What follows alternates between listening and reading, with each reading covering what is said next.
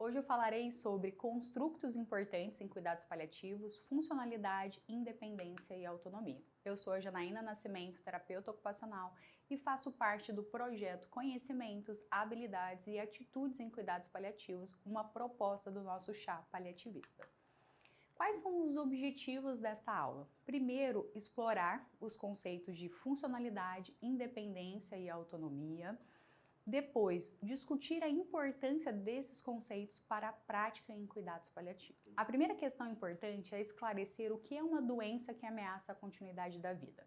Essa doença pode ter ou não cura, que é um aspecto muito importante, porque muitas vezes as pessoas acabam associando com uma doença sem cura.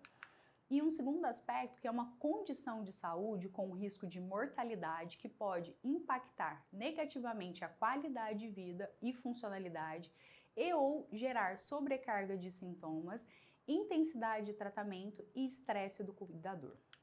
Quais são as evidências em relação a essa temática? Pacientes em cuidados paliativos apresentarão dificuldades na manutenção da funcionalidade, independentemente da doença que ameaça a continuidade da vida, como condições oncológicas, neurológicas, pulmonares, cardíacas, HIV, entre outras, o que ratifica a importância desta discussão.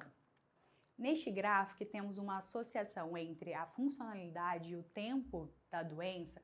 Podemos perceber que a funcionalidade pode oscilar de diferentes maneiras.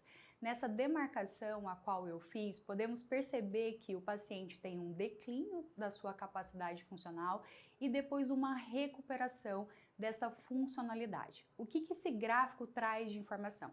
Que precisamos estabelecer um plano terapêutico que seja factível com a condição desse paciente, pensando em estratégias que podem restaurar funções e habilidades e ao mesmo tempo em estratégias que possam ser necessárias para adaptar e trazer conforto. Por isso, precisaremos realizar uma análise minuciosa em relação à funcionalidade e todos os aspectos que podem interferir neste construto.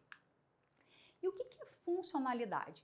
A funcionalidade é a capacidade de uma pessoa fazer o que precisa no seu cotidiano, ou seja, se ela é capaz de cuidar de si mesmo, gerir a própria vida e viver de forma independente e autônoma.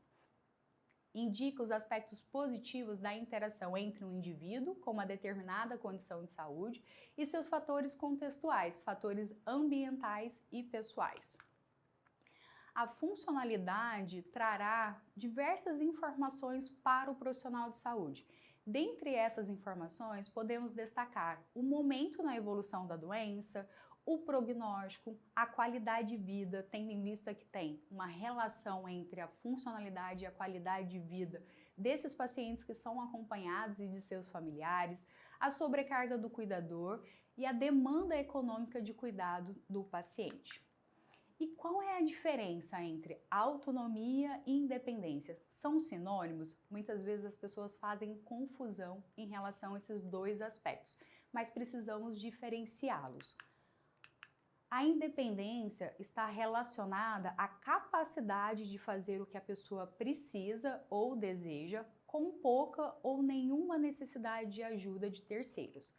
Já a independência está relacionada com a liberdade da pessoa em gerir livremente a sua vida e para que isso seja possível, essa pessoa precisa ter habilidades cognitivas, efetuando racionalmente as suas próprias escolhas.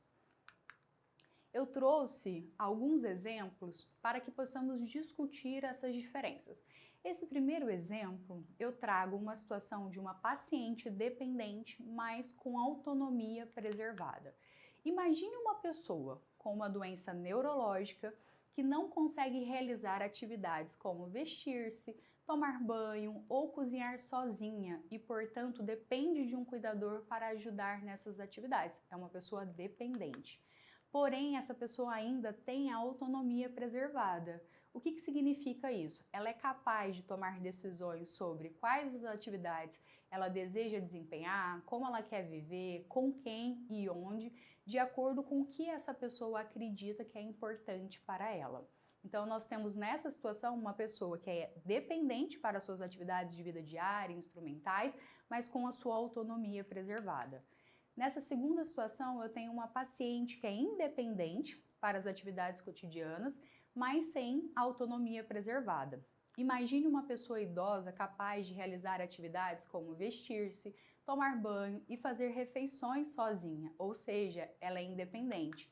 No entanto, a sua autonomia não está preservada, pois um familiar, apesar da pessoa ser capaz de tomar essas decisões, interfere constantemente controlando o que ela deve vestir, o que ela pode ou não fazer e até as suas escolhas alimentares, sem permitir que essa pessoa idosa possa expressar as suas preferências de forma livre. Neste caso, eu tenho uma pessoa que é independente, mas sem a sua autonomia preservada.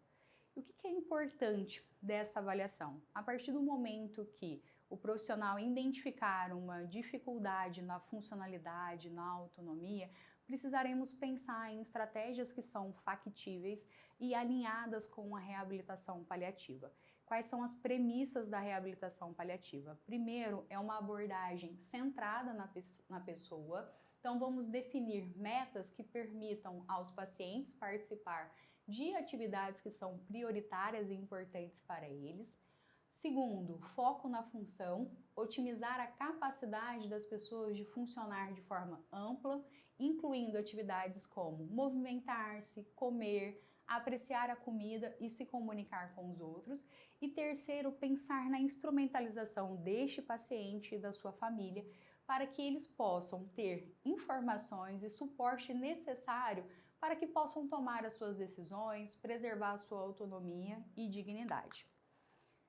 A partir desta aula, eu gostaria de deixar duas reflexões.